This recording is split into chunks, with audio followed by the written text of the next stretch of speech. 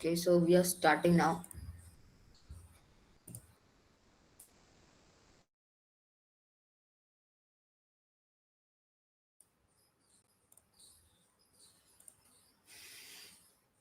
So, hello everyone. My name is Aryan. Today, I'm going to talk about fundamental things in the universe. So, my father's name is Naveen Kumar. I'm 12 years old. I'm currently studying in 7th grade. So, I want to become an astronomer in future.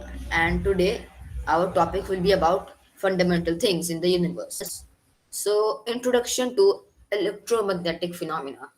So, this presentation will cover key concepts in astrophysics uh, and particle physics. It explores phenomena like redshift and blue shift. Additionally, it also explains some fundamental things and uh, details radioactive decay and particles. So, what is redshift? So, redshift refers to the increase in wavelength of a light from an object moving away from the observer. It is a key indicator of the universe expansion. Astronomers measure a redshift to determine how far and how fast celestials are receding. So, uh, there are few types of redshift, like there's one cosmological redshift. So I have a question to everyone. Saksham, can you answer this question? Yeah. Okay. Yes. Okay. So the question is, if the Oh, universe, दे दो अरे चलो 5 देखो छोड़ दे दो देखो if the universe age is only 13.8 billion years, so how we can see things up to 93.8 billion light years? Or we can say that the diameter of the observable universe is 93 billion light years. So see Arjun, like you said that the diameter of the universe is 93 billion light years. So, So actually we don't see the distance of 93 billion light years. We can see the objects much farther, like the galaxy HD1 or ZNZ11. Those are 32 to 33.4 billion light years. But we can see them as 13 billion years old or 13.4 billion years old due to time dilation effect. okay, so it does not include time dilation. So, any other guesses? Hello, Mm. Aryan. Hello, Hello. yes, Arun. So, I have a question for you. Why we say that the diameter of the universe is 93 billion light years, but the universe age is 13.8 billion years. So, how we can observe more? Do you have any answers? Mm, mm. Okay, so see Arun, that. now can I answer? Okay, so you can try. Okay, that your question is if the diameter of the universe is 93 billion light years, but how and the age is 13.8, but how we see that distance, right? Yes. So see, as far as we see, we see backwards in time. Like as we see Andromeda galaxy, we see Andromeda galaxy to 220,000 years old. So you can say that as we see the galaxies which are billions, tens of billions to light years away, we can see them as the maximum age of the universe, which is currently. They're actually much farther than us, but we can see only them as they were 13.8 billion or 13.4 billion years old. Okay, so the reason that we can see more is because you see, if a galaxy is away from the uh, horizon, let's say it's the universe horizon, if it's away from the horizon, its light cannot reach us because the galaxy is moving away from us. But we need to understand that the universe is also expanding. This means the horizon is also expanding, and if all the things are right, then we can see that galaxy, even if the distance is more than 14 billion years, 14 to 15 billion light years. So this is why we see it, and the light that we see, it's extremely redshifted. So this phenomena is called cosmological redshift. So do you understand it now, Aryan and Saksham? Yes, Anya. Okay. Types of redshift, cosmological. So cosmological redshifts result from the expansion of the universe stretching light waves. It is observed in distant galaxies and quasars. The greater the distance, the higher the redshift value is. So in cosmological redshift, what happens? That the universe expands, which stretches the light waves. So it is observed in distant galaxies and quasars. So I think there was some news that uh, there was a photo released in which there was a galaxy that was, you can say, surrounded by four quasars, but the quasar was only. Instruction apa? Uh, is someone trying to say something? Okay. So types of redshift, Bola. Doppler. So Doppler, Arya, yes. आवाज नहीं आ रही. Hello. Okay. So types of redshift Doppler. Doppler redshift occurs when a light source moves away from the observer. It is similar to the change in pitch of a passing siren. This आवाज नहीं आ रही है. uh, Hello, can you hear me? Do you want to say something? अरे आवाज कैसे आएगा? कैसे system हुआ था? Okay. So this shift reveals the velocity of objects relative to Earth. So in this, what happens that the Doppler effect is nothing like if a train is passing and is creating some noise, the more closer it gets, the sound gets more intense, and the more it moves away from us, the lesser the voice will be. So this shift reveals the velocity of objects relative to Earth. So it occurs when a light source moves away from the observer.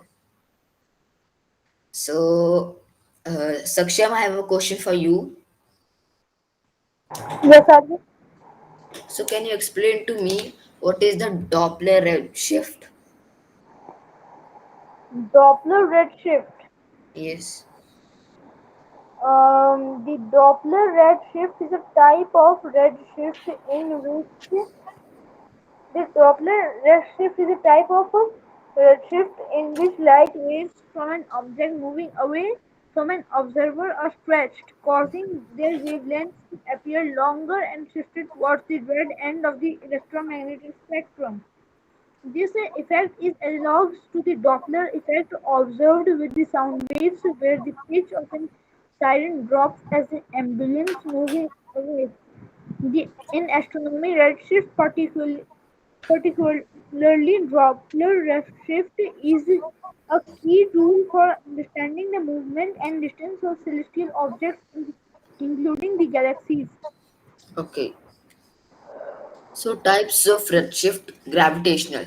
So, gravitational redshift happens when light climbs out of a gravitational field. Einstein general relativity predicts this phenomena. So light loses energy, increasing wavelength as it escapes the gravity. So a gravitational redshift also happens. So if you are near a very massive black hole, the light will get stretched so much near the event horizon. It will be redshifted so much that after the event horizon passes, the light, the you cannot see them. So yes, this was a gravitational redshift. Okay, so there is one more phenomena where we so it's another phenomena where if we surround a black hole with mirrors, then would happen that the mirrors, and if we shoot Aryan, electromagnetic. your voice is not clear. Okay, so can you hear me now? No, Aryan. Hello. Hello, Hello, is Aryan. my voice clear? No, Aryan. Okay, I think you should rejoin.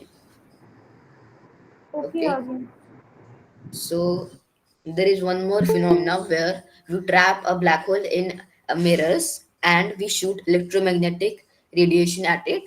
So, uh, doing this, so what would happen that the radiation will get stronger and stronger each time it collides with the mirrors, because it will get more stronger and stronger, and it will not fade away because there is a black hole which gives it some boost every time.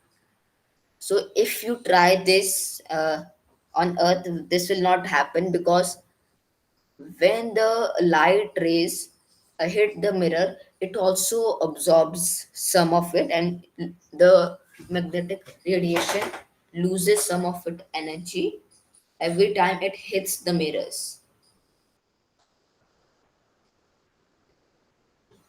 Okay, so what is blue shift? So blue shift is the decrease in wavelength of light from object moving towards the observer. It indicates objects are approaching us at high velocities.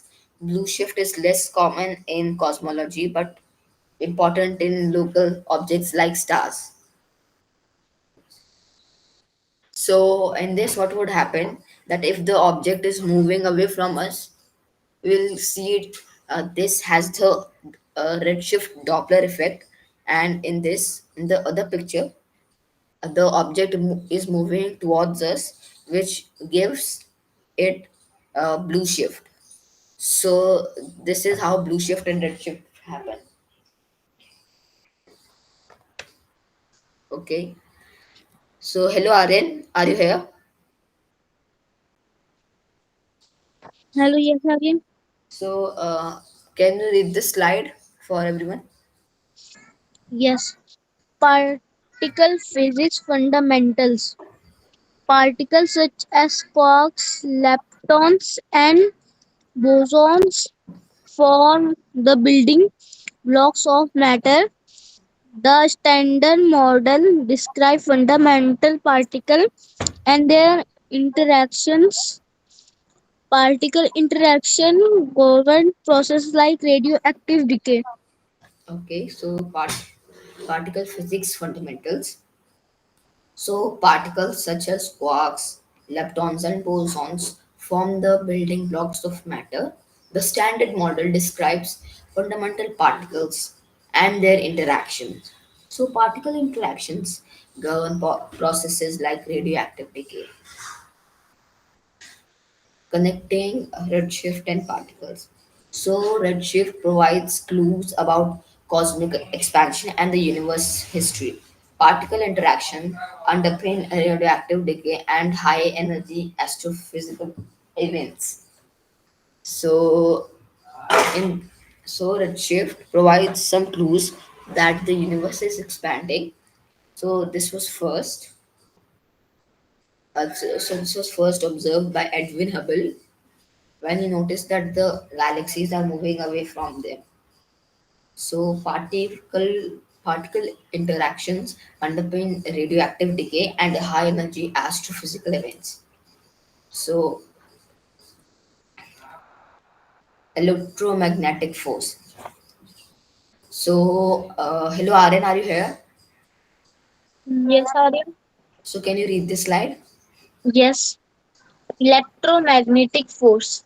The force that primarily separates atoms from each other is the electromagnetic force, specifically the repulsion between negative charged electrons. Okay, so the force that primarily separates atoms from each other is the electromagnetic force, especially the repulsion between negatively charged electrons. So I have a question for everyone. Hello, Saksham and Aryan, are you here? Yes, Aryan. Yes, sir. So when I put my hand through a table, why doesn't it phase through? Any answers? Can you repeat your question, Aryan? So when I put my hand on the table, why doesn't it just phase through it?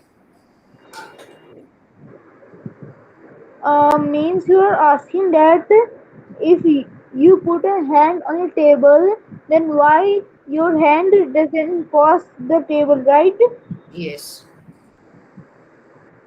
Because the table is, you can say that table is made up of plastic or wood, so it will not allow your hand to pass from it. Okay. So if we see in the molecular level, what happens that uh, a nucleus, an atom, is mostly you can see that it's mostly made up of empty space, and when I put my hand on the table, it does not phase through because of the electromagnetic force which separates atoms from each other. So it is especially the repulsion between uh, charged particles. So you can see that we have already discussed this topic. It is very similar to the Coulomb's barrier, which separates the atoms from other atoms. So, did you understand it now?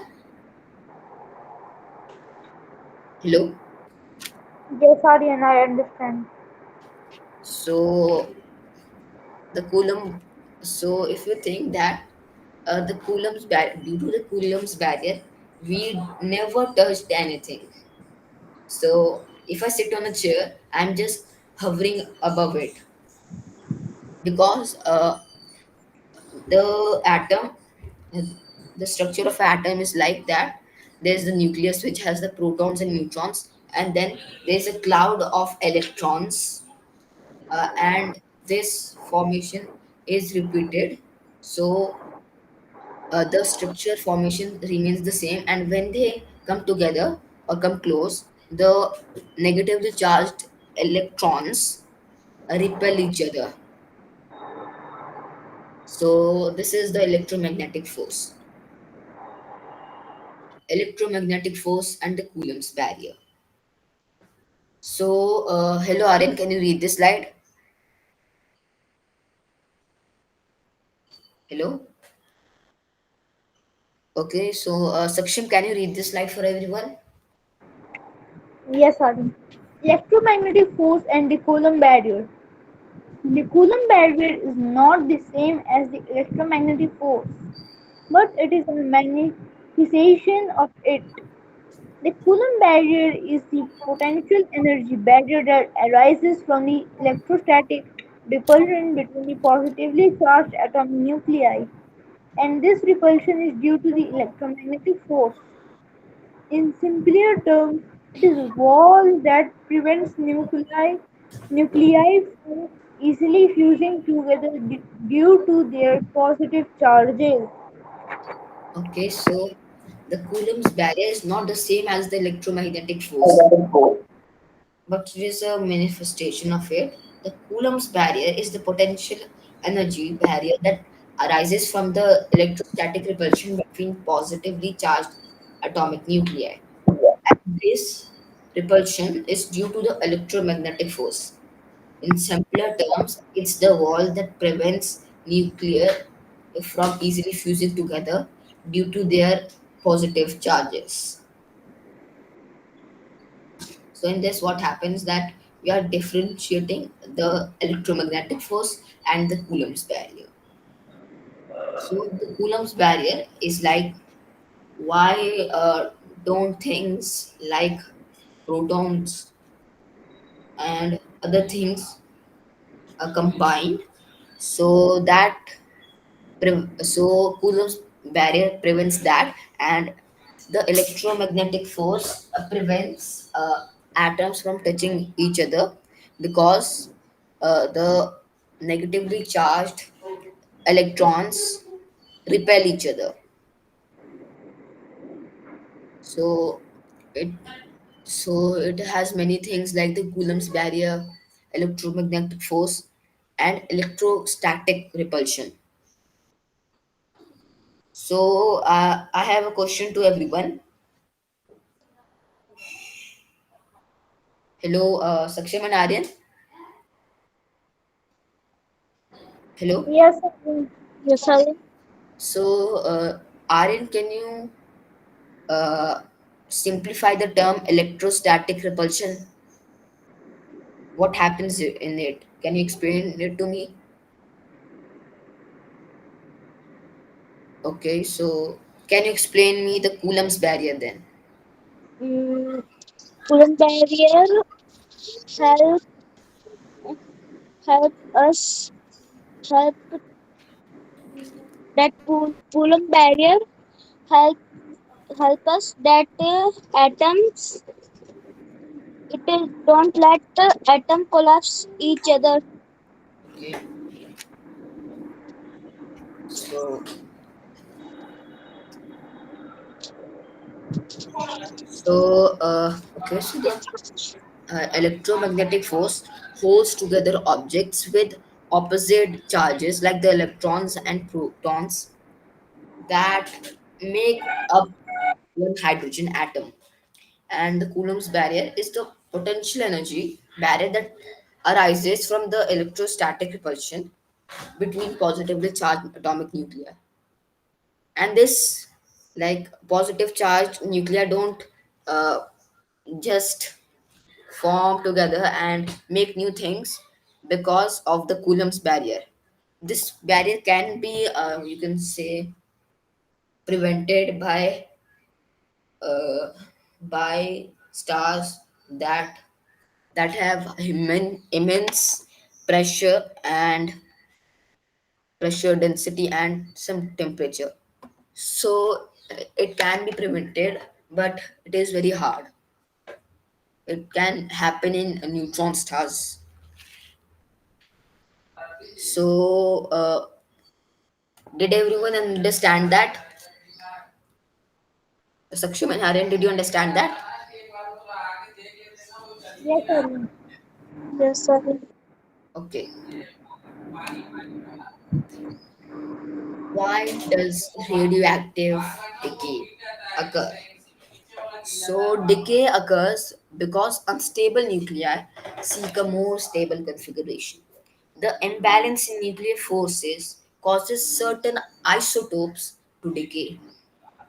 Decay processes help nuclei reach a lower energy state. Okay, so there are majorly three types of decays: alpha decay, beta decay, and gamma decay. So in gamma decay, what happens that it releases gamma rays. In beta decay, it releases electrons or positrons, and in alpha decay, it releases an alpha particle like helium nuclei. So radioactive decay, basic concept. So radioactive decay is the spontaneous transformation of an unstable atomic nucleus. It results in the emission of particles or electromagnetic radiation. Decay rates are categorized by half-life unique to each isotopes. Excuse me Yes. आपकी ना voice नहीं आ रही Okay. Uh, so is my voice coming now? Hello. Okay, so can you rejoin the class? I think it can be some issue by your side also. Hello. Yes, now it's clear. Okay. So in radioactive decay, what happens? Uh, that things are released from the nucleus to make it more stable.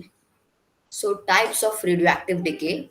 So alpha decay involves the release of a helium nucleus. So beta decay releases electrons or positrons from the nucleus, and gamma decay emits high energy photons without changing the nucleus number of protons or neutrons. So alpha decay in this what happens that the nucleus loses two protons and neutrons and releases a helium nucleus to make the atom more stable. And in beta decay, what happens that it releases a beta particle and loses one neutron and an electron. The neutron is converted into proton and the electron is released from it. And in gamma decay, what happens that it releases a photon and the nucleus number doesn't change. It doesn't change the number of protons or neutrons. So in beta decay, what happens that a neutron is converted into proton. And what does that happen? When the number of neutrons are more in a atom, nature decides and converts that neutron into proton. And in that process, neutron is more heavy, so it releases a electron with it to make up for that, and then the neutron is converted into a proton. So did everyone understand that? Hello, Saksham and Aryan? Hello, Saksham, are Yes, you? we